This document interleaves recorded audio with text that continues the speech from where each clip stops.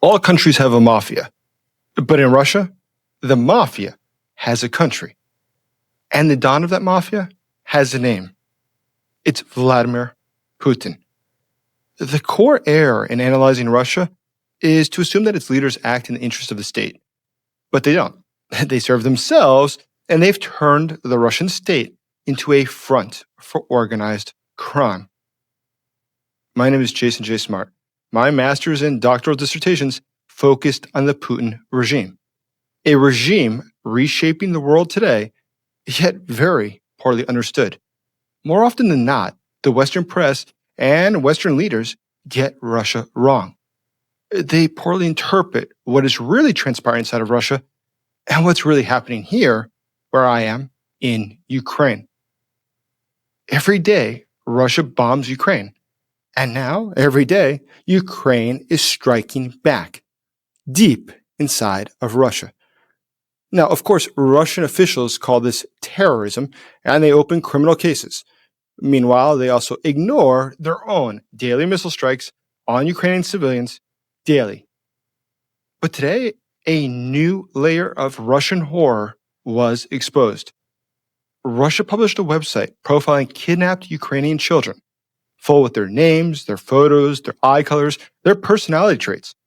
It's a directory of abduction, open, public, and grotesque. But why should we be surprised? Well, why should we be surprised that Russia is trafficking in children? We very well allowed it to reach this point. Today is an anniversary. 17 years since Vladimir Putin invaded Georgia. Today, 1/5 of Georgia remains under Russian occupation. Putin got away with it then, as he's getting away with selling children today, like he did with invading Crimea and the Donbass in 2014, and like he may get away for invading Ukraine in 2022. However, mafias have their own weaknesses as well. Mafias don't repair, they don't conceal. Mafias don't know how to defend. They only know how to deny.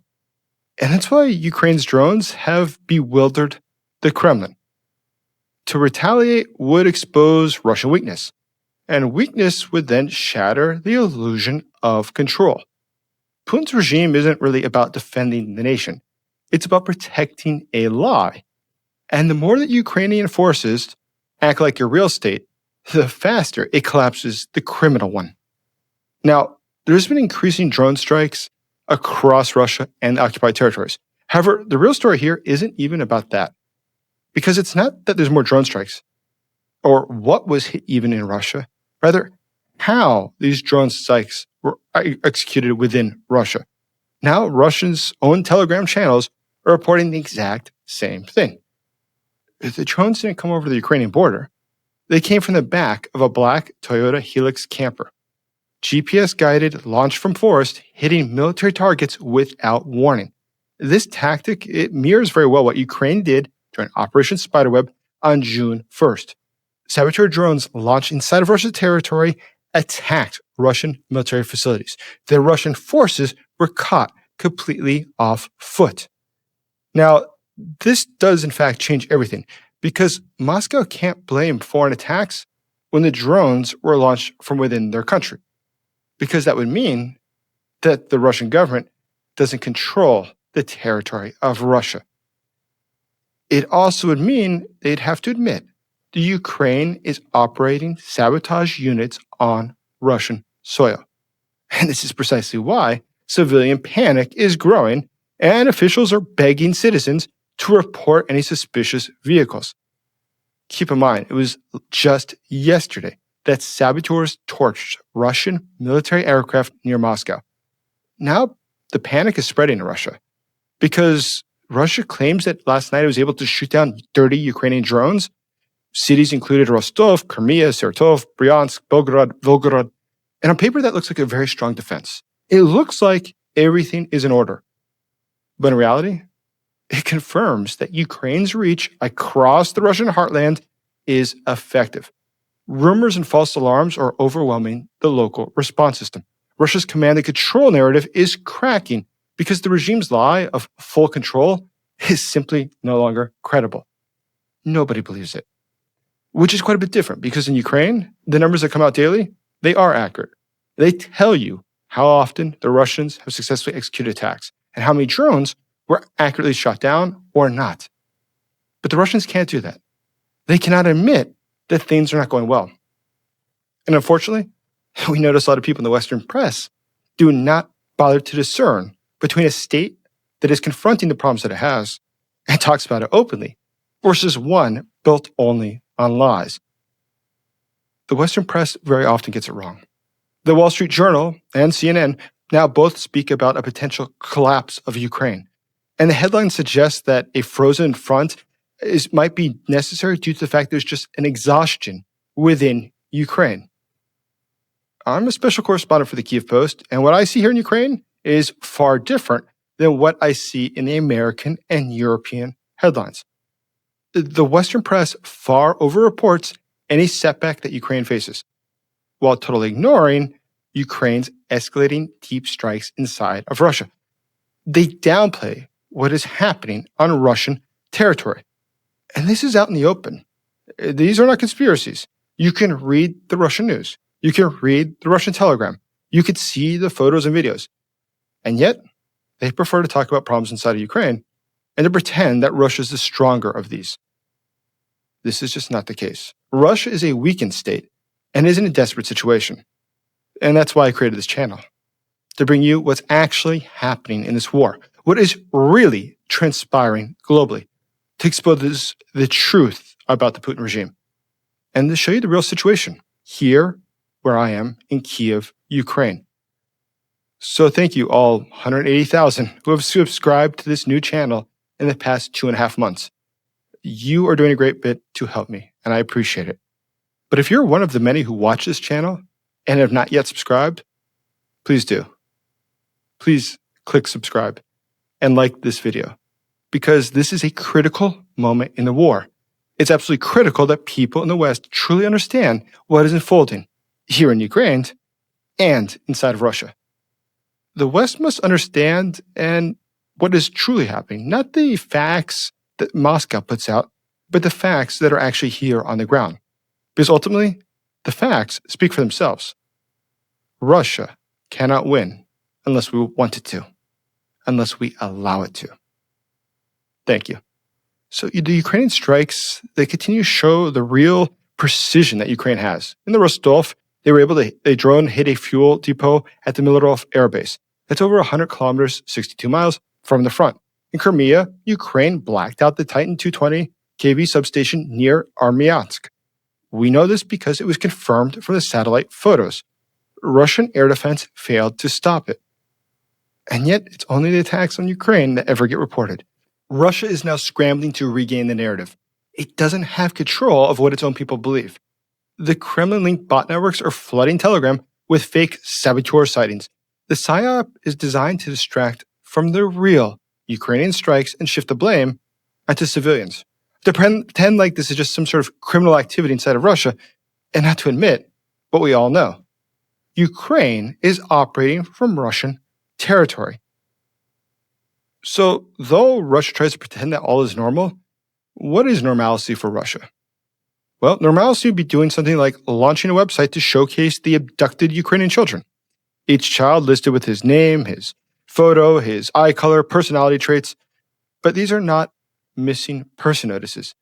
They're digital trophies. These children were taken from occupied Ukrainian territories.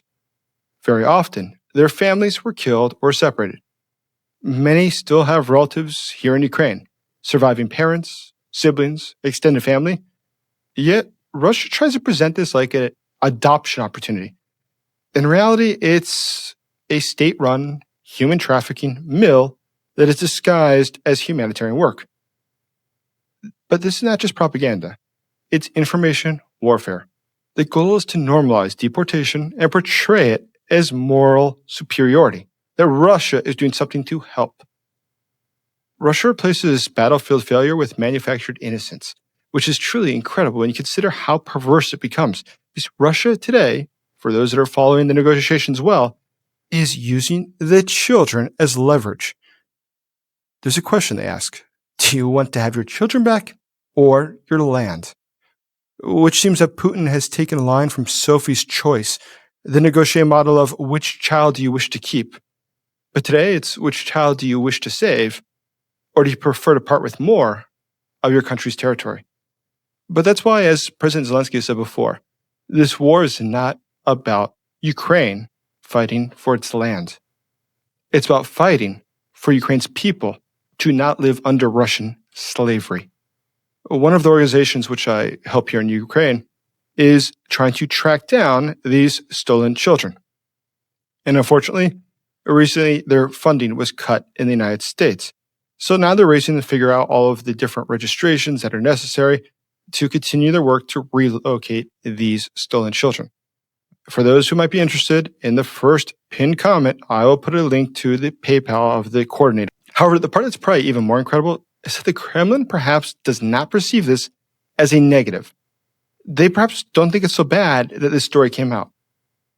Because in Russia, they use it to paint them as the good guys, the ones considerate of the children, trying to put their best interest first, which distracts from what is really going on, what is really happening that's panicking their population. It's a population of a country that is at wit's end. The Russian federal deficit has hit approximately 54 billion USD in just 7 months. In July alone, the gap grew by $15.24 billion, 25% over the annual target. The financial cushion for Russia has disappeared. The budget gap economically is simply unsustainable. In July, revenues totaled about $34.3 billion, while spending surged by $49.5 billion. So what does that mean? Consider this. Year to date, revenue grew just by 2.8%, but spending jumped 20.8%. Adjusting for inflation, the Kremlin is spending 7 rubles for every 1 ruble of new revenue. That's a 640% overspend. It is impossible to maintain a country in war with those sorts of numbers. But today, even Russian banks are now rejecting state bonds. Major institutions require liquidity support from the central bank just to stay solvent. The finance ministry is running out of lenders, and now it's very clearly going to run out of time. Ukraine's security services, the SBU, estimate that Moscow has lost $17 billion in oil and gas revenues. Gas exports to the European Union have dropped by half. Urals crude is now under $60 a barrel, far below what Russia's fiscal break-even point is, which is why once again we will see the National Welfare Fund tapped into. And why that matters is because when the Kremlin drains the National Welfare Fund, civilians in Russia pay the price. The hospitals face equipment shortages, there's layoffs, there's regional shutdowns. Teachers don't get paid, they see their wages being devalued, infrastructure repairs stop, and all of this is forcing Russia into a worse economic situation. The Putin regime has never been about doing what is best for the Russian people, nor for the Russian speakers. That's a myth. What it is about is defending its own interest. And that's why the regime is eliminating anyone who knows too much. Andrei Badalov, he's the vice president of Transneft. And he died, reportedly, after falling out of a window. Of course, officials said that that was a suicide. But he's one of many Russian executives who have gone out of windows since 2022. But you might ask, what was behind that? So consider this. While leading Voshod, the name of the company, it's Russia's federal IT contracting agency, Badalov oversaw about $225 million in fraudulent contracts. The deals were rigged with fake bids, but they were all done from the same IP address. Now, the shell companies were used to simulate auctions and contracts were signed without listing the contractors, but the oversight was suppressed by the Interior Ministry and the Anti-Monopoly Service. However, the Kremlin isn't interested in just hiding corruption. It's interested in deleting the witnesses who know too much. And given Russia's track record, Badalov was most likely killed by the FSB, or by an oligarch under the protection of the FSB, because Voshod, the company, sat at the intersection of federal cybersecurity, defense logistics, and finance. That means FSB oversight was already built in. Undoubtedly, they were nearby. Badalov wasn't removed himself, though, for embezzling. He was removed because he knew too much. Now today, as Russia's financial system begins to collapse, insiders with too much knowledge will increasingly be erased. The regime is interested in liquidating liabilities because the only thing that really matters is the top layer. However, the Kremlin got here to this point of just being a purely criminal state because Western leaders never stood up to it. They always feared escalation. So Vladimir Putin learned from this. He invaded Georgia.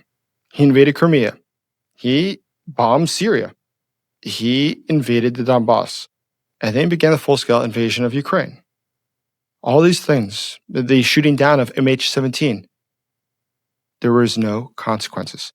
Now, this is not just limited to one U.S. president. Every U.S. president believed that they could reset or stabilize the relations with Russia. And every single time, Putin used that belief to test the West. Today marks 17 years since Russia invaded the sovereign nation of Georgia.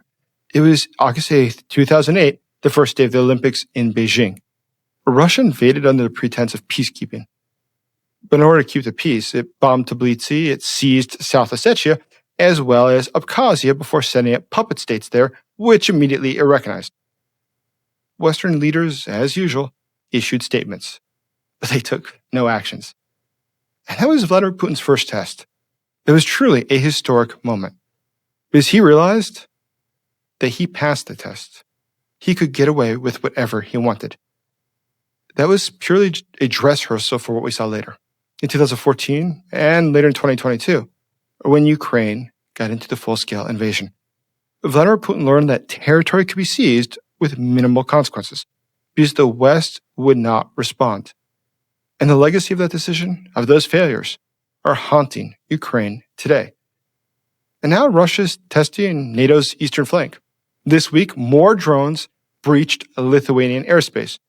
Lithuania, one of the 3 Baltic states, is a NATO member. Now, what's incredible is that Vilnius, the capital, is formally requesting stronger air defense from NATO. And Russia right now is probing for cracks in the NATO alliance. NATO must decide right now, will it seal these cracks or allow them to grow? Letting Russia just walk away isn't peace. It's just practice for the next invasion. Because every time you let a criminal walk, you're teaching him to run. If Putin is not held accountable, not for the razing of Ukrainian villages, nor the kidnapping and resale of children, nor the invasion of Georgia, what will happen if more drones come and he sees that NATO will not respond? Why would you assume that he would back down if you've given him all the evidence to the contrary, that we prefer to avoid escalation? Vladimir Putin ultimately does not fear punishment, because we've already shown him that he will not be punished. Crime unpunished, though, becomes precedent. And Putin is repeating that precedent again and again because he's permitted to. So ultimately, we have to make a decision right now, this historic juncture. Will this time be different? Or will we just be laying the groundwork through our own inaction for a larger future war? Let me know what you think below in the comments. I'll be taking a look. Thank you for watching. Please like this video. Please subscribe to the channel. And as always, thank you for supporting Ukraine.